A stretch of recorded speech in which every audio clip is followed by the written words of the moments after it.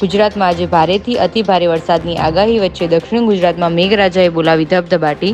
સુરતના ઉમરપાડામાં માત્ર 4 કલાકમાં 10 ઇંચ વરસાદથી જોવા મળી જળબંબાકારની સ્થિતિ.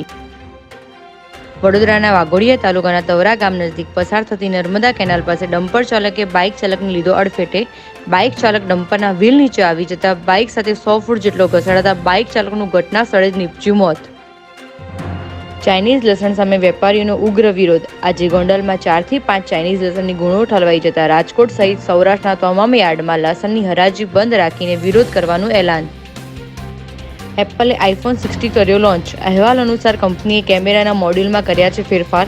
આઈફોન 60 અને આઈફોન 60 પ્લસની ફીચર્સ જોવા મળશે એક સમાન. ફરક રહેશે તો માત્ર બેટરી અને ડિસ્પ્લેની સાઇઝમાં. રાહુલ ગાંધી દ્વારા યુએસએમાં પીએમ મોદી પર કરવામાં આવ્યા શાબ્દિક પ્રહાર. કહ્યું 56 ઇંચની છાતી બની ઇતિહાસ. લોકસભાની ચૂંટણી બાદ લોકોમાંથી ભય થયો છે ગાયબ. અમદાવાદ મ્યુનિસિપલ કોર્પોરેશન દ્વારા રેલવે અંડરબ્રિજ બંધ કરવામાં આવ્યો. અહેવાલ અનુસાર મંગળવાર અને બુધવારના રોજ ન્યૂ રાણીપથી ગોતા વંદે માતરમવાળો રેલવે અંડરબ્રિજની લોખંડની જાળીના કામકાજના કારણે કરવામાં આવ્યો હતો બંધ. લોકોને 2 કિલોમીટર વધુ ફરીને જવાની ફરજ પડી. અમદાવાદમાં 350 કરોડના ખર્ચે કેશોબા ઇસ્કોન સહિત 7 નવા આઇકોનિક રોડ બનાવવામાં આવશે.